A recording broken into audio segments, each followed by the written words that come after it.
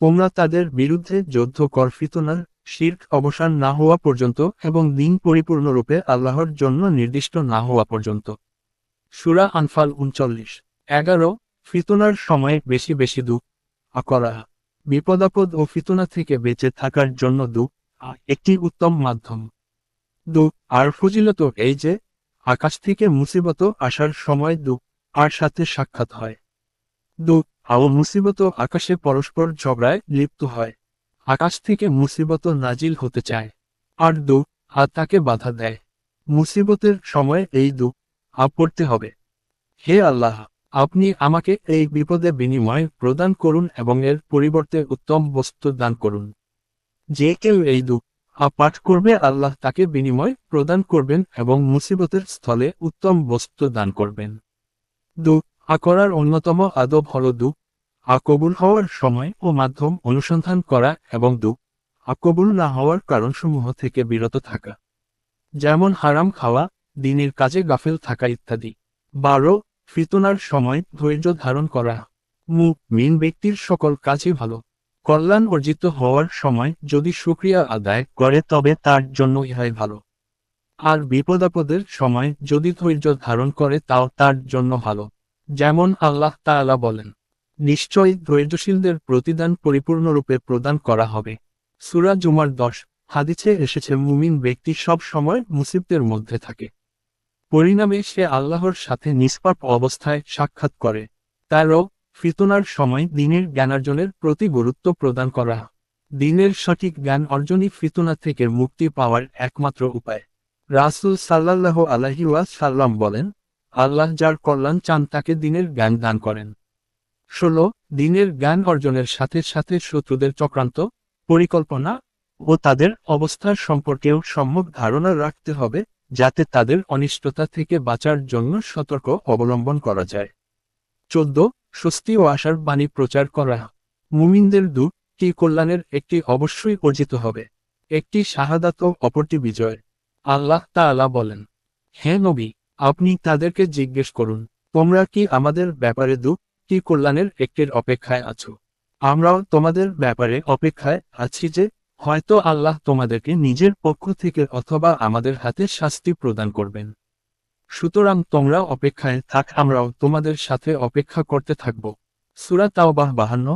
মুমিনদের পরিণাম হবে জান্নাত, আর কাফেরদের পরিণাম হবে জাহান্নাম। এর জন্যেই তারা তাদের কৃতকর্মের কারণে মৃত্যুকে ভয় করে এবং তা থেকে পলায়ন করতে চায়। ১৫। আল্লাহর চিরন্তন রীতির বাস্তবায়ন।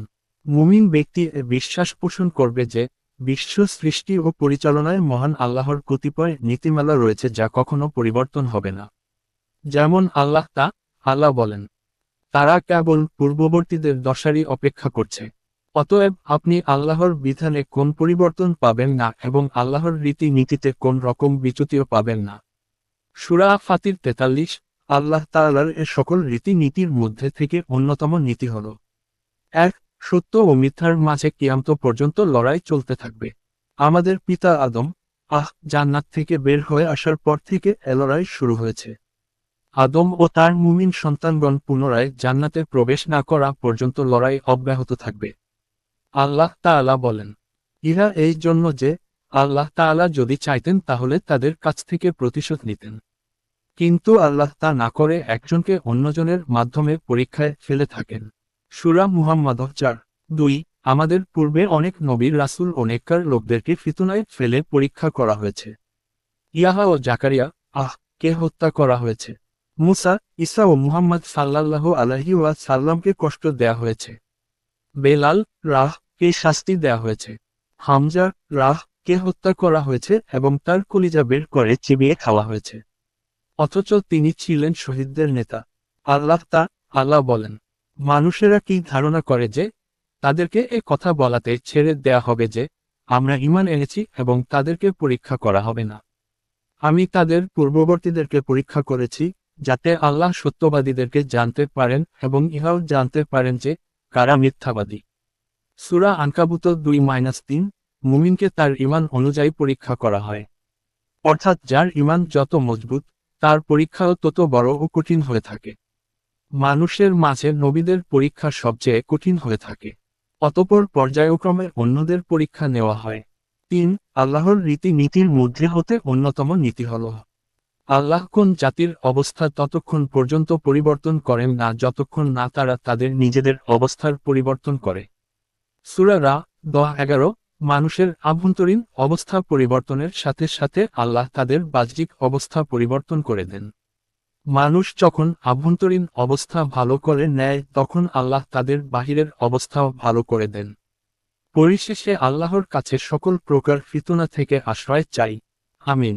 1. মুসলিম অধ্যায় কিতাবুল ফিতান। 2. মুসলিম অধ্যায় কিতাবুল ফিতান। 3. তিরমিজি। ইমাম আলবানী সহিহ বলেছেন সহিহুল জামে আস-সাগীর হাদিস নং 5125। 4. বুখারী অধ্যায় কিতাবুল ফিতান। 5. মুস্তাদরাকুল হাকিম।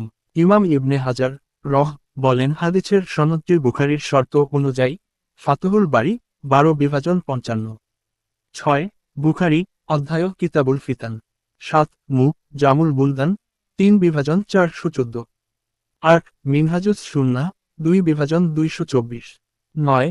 মুসলিম অধ্যায় কিতাবুল ঈমান। 10. মুয়াত্তা ইমাম মালিক। ইমাম আলবানী বলেন হাদিসটি হাসান। মিশকাতুল মাশাবিহ হাদিস নং 186। 11. আবু দাউদ অধ্যায় কিতাবুস সুন্নাহ। ইমাম আলবানী সহিহ বলেছেন সিলসিলায়ে সাহিহা হাদিস নং 1761। 12. বুখারী অধ্যায় কিতাবুল ফিতান। 13. মুসলিম অধ্যায় মুসলমানদের জামা হাতকে আঁকড়িয়ে ধরা ওয়াজিব। 14. বুখারী অধ্যায় কিতাবুল আজান। 15. মুসলিম অধ্যায় কিতাবুল ফিতান। 16. বুখারী অধ্যায় কিতাবুল ইলম।